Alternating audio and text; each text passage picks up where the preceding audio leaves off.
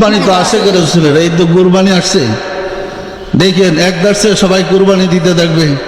আমাদের দেশে তো কুরবানির প্রতিযোগিতা, কে বেশি দামের দিতে পারি। সত্য না মিথ্যা বলেন? কিন্তু কথাটা এরকম ছিল না। কথাটা ছিল নিজের নফসকে, নিজের পশুর আত্মাকে আল্লাহর নামে কুরবানি করে তুমি আল্লাহর হয়ে যাও। পরিষ্কার না? পরিষ্কার না? তো আমরা তো পশুর আত্মারে কুরবানি দিই না, মানে নিজের নফসকে, নিজের ইচ্ছাকে আল্লাহ নামে কুরবানি দেওয়ার অভ্যাস তো আমাদের নাই।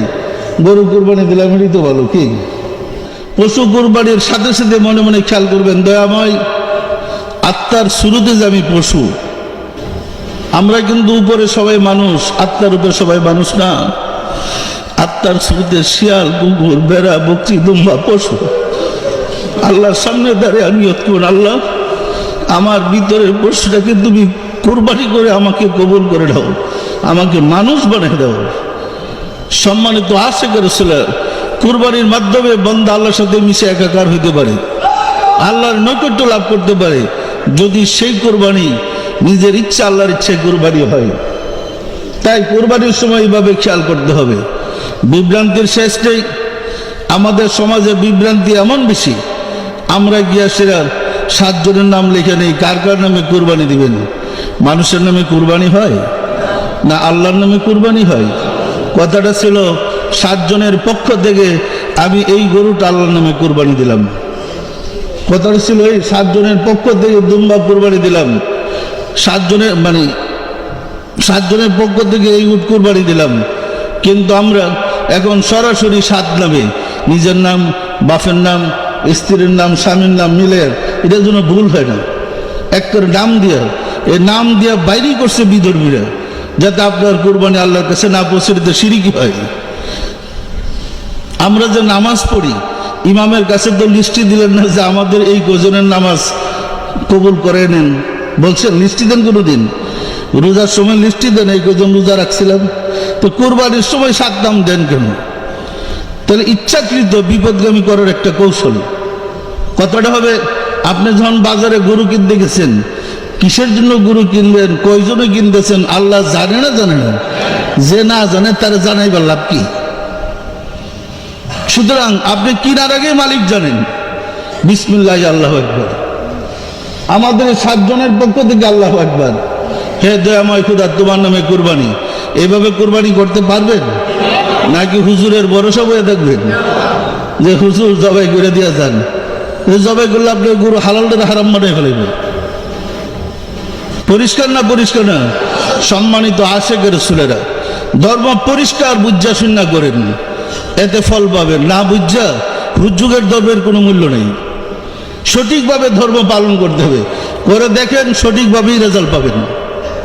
ইসলাম বাকির ধর্ম নয়, ইসলাম বাস্তবের সাথে সাথে সক্ষম আপনার সমস্যার সমাধান করতে।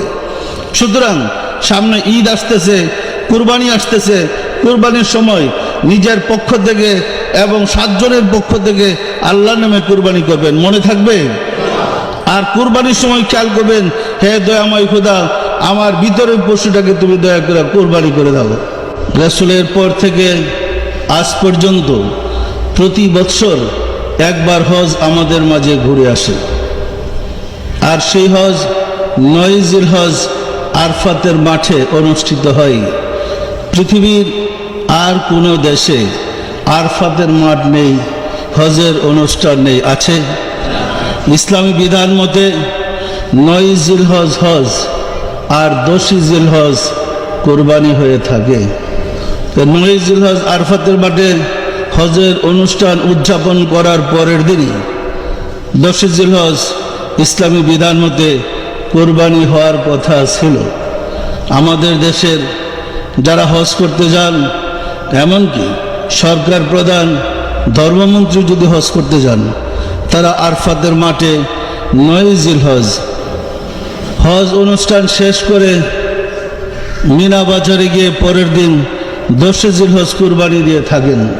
কিন্তু বাংলাদেশের বিধান হয়েছে, হেলাল কমিটি চাঁদ না দেখা পর্যন্ত বাংলাদেশে কুরবানি চালু হবে না।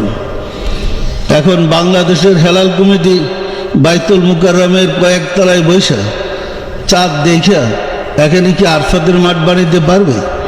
হজের অনুষ্ঠান বাড়িতে পারবে? হজের সাথে কুরবানির সম্পর্ক, চাঁদের সাথে তো কুরবানির সম্পর্ক নেই।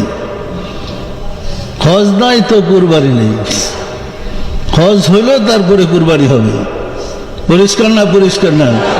এখন দেখেন ধর্মে আমরা কত গাফেল। ধর্মের সম্বন্ধে না জানার কারণেই বিভ্রান্তির সৃষ্টি হয়েছে।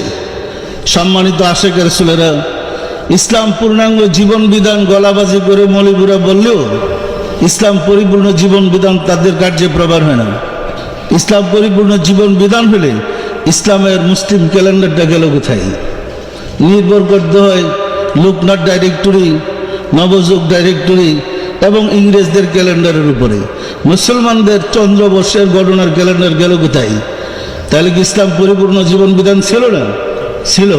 মূর্খদের কারণে, অজ্ঞদের হাতে ধর্মের দায়িত্ব আসার কারণে সেই ইসলাম দূরে সরে গেছে।